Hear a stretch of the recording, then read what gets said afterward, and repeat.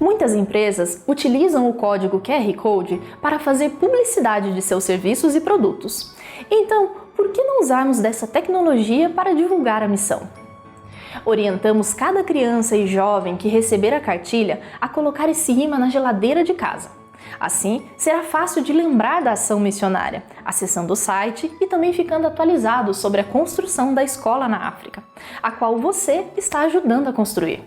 Além disso, as pessoas que visitarem a sua casa poderão ver, conhecer e, quem sabe, também se sentirão sensibilizadas a ajudar a missão.